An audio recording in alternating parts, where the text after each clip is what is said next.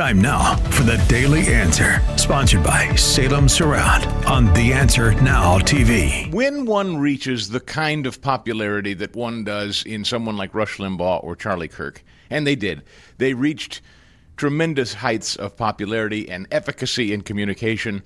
They were a rallying area for conservatives.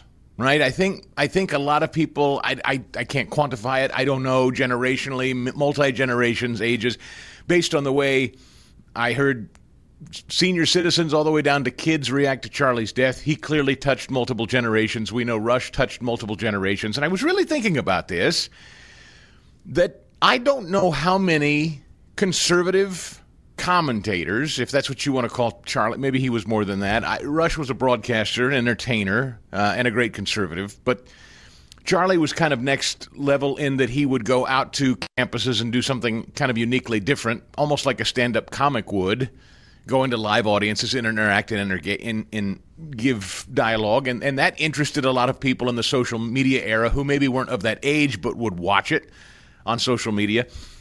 Anyway, my point is, between those two men, millions and millions and millions of conservatives and Americans would rally around them and listen to them with great interest, and were generally highly entertained. And they were both of good cheer and good humor and smart and all of those things. And it occurred to me that losing one in illness, Rush ultimately was taken from us because of cancer. Charlie, of course, murdered.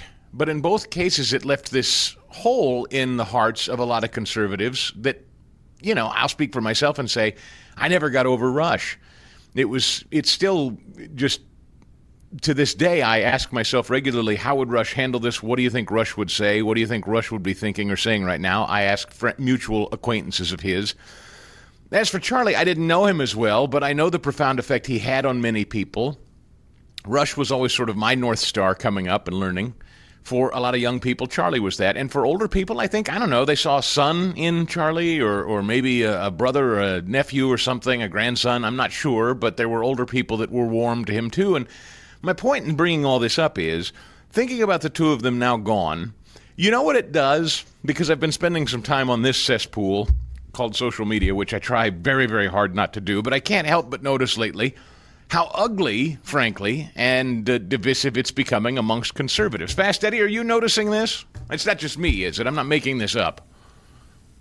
Yeah, yes, I am. Yes, okay. Have you noticed the division? Nastiness? Not really, or am I making that up? I mean, if I'm making too much of it, you can tell me so. No, there's division, there's nastiness, yes, I'm seeing that. And do you think, here's my theory.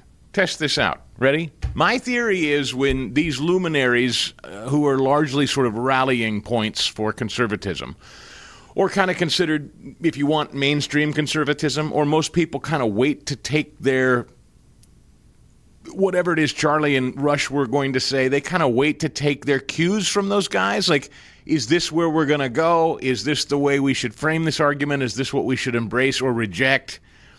I think there was a healthy amount of that in conservative media, watching people like Rush and Charlie first to decide where they were going to go or not go. You think or not? I don't know if you thought about this, but I have a lot.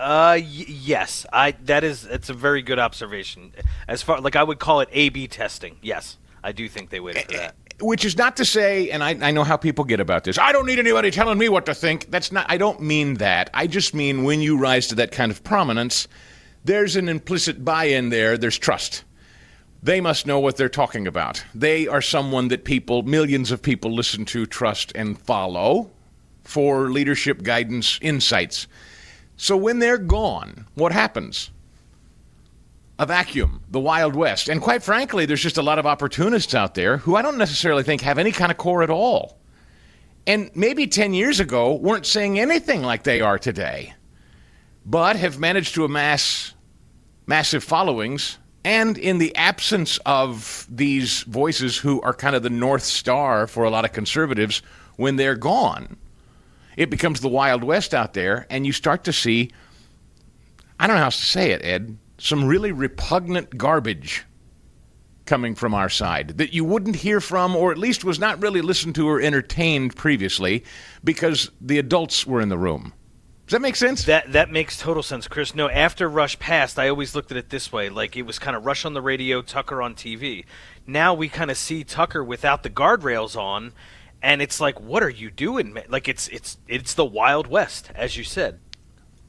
Yeah, so I'm not sure why I felt compelled to bring that up today, but I did, because I was going back and forth with a good friend of mine last night asking exactly what this was all about. And he thinks I'm onto something there with that the absence of Charlie and Rush causes... Well, look, a couple of things. Here's the first thing that's true. As I've shared with you before, this is a business. We're all in a business.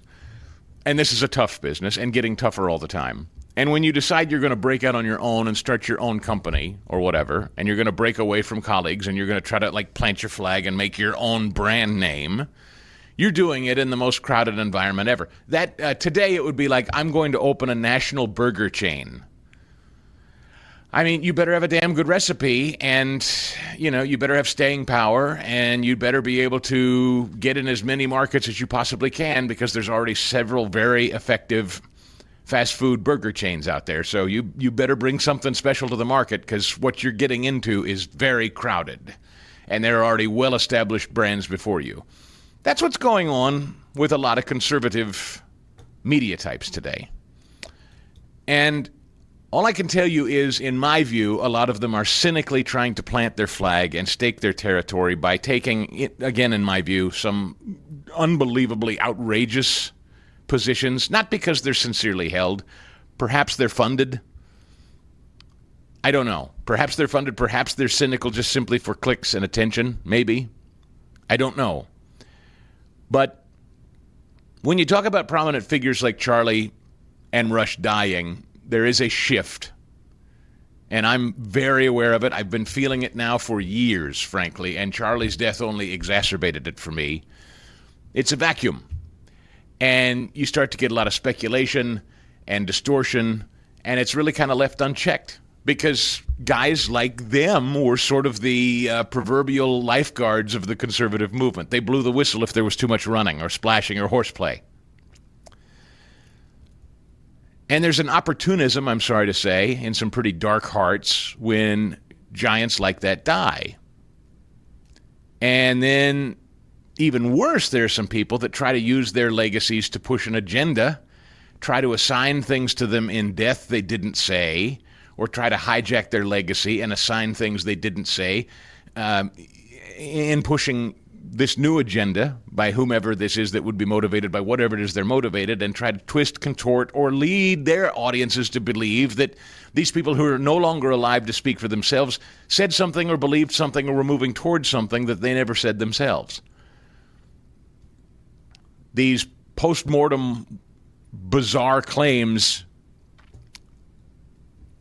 well, they multiply with the significance and influence of the people who passed. So this is not about grief for a lot of people in our movement. I will just tell you that. Most of us, I think, have sincere grief, and our heart hurts when we lose people like that. But there are a lot of people, I'm sorry to say, in our business right now who are like turkey vultures, circling carcasses. People say what they wouldn't dare when these people are alive, because there's no one there to correct them. So their deaths open this door for really immoral and unethical opportunities, in my view. And I don't know why I felt compelled to start today's show by telling you that, but I'm watching a lot of it on social media. People that, quite frankly, I used to read and listen to and would frequently point to, talk about, play clips of on this show, and now I find them doing some really inexplicable, to be charitable, inexplicable, to be more forthcoming and maybe more honest, some pretty loathsome, vile, cynical things for clicks and money. Because there are no guardrails, there are no Charlies and Rushes anymore. There's only you, the consumer, and that's the most important thing. Is there an audience for it? There is. But are there healthy numbers, millions of people in the conservative movement who are rejecting it? There are. It is not a time I want to see us splintering, but I think there is a subversive movement inside, if you want conservatism or whatever, the Trump era, the MAGA era, whatever. There's a very subversive element trying to splinter and and split it, and it's not the Democrats. The Democrats have never been in more trouble than they are right now. I've never seen the Democrats in a bigger mess than they are right now. But, as is usually the case, the opportunists in our midst are trying to take advantage. And I guess I'll just say caveat emptor. This is a smart audience. You don't need that from me, but just a reminder, and a healthy reminder for those of you who are smart enough to know better, to let others who are just joining us and trying to learn their way through this thing, beware of the false prophet. For full shows, live and on demand, it's Salem News Channel. Stay informed anytime, anywhere with the Salem News Channel and 9:30 a.m. TheAnswer.com. This has been The Daily Answer, sponsored by Salem Surround on The Answer Now TV.